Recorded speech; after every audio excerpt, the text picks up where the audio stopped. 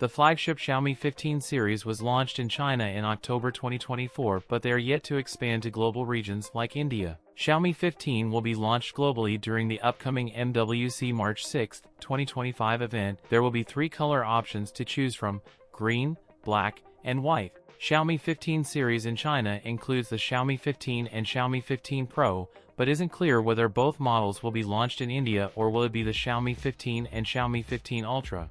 Xiaomi 14 and Xiaomi 14 Ultra launched in India in March 2024, with the brand skipping the Xiaomi 14 Pro in the country. Xiaomi 15 Ultra is confirmed to debut in China and global markets in February. The Xiaomi 15 series ships with a Snapdragon 8 Elite chipset. The phone comes in 2 configurations: 12GB plus 256GB and 12GB plus 512GB. Up to 2K display, 50MP triple cameras, an IP68 rating, and 90W wired fast charging.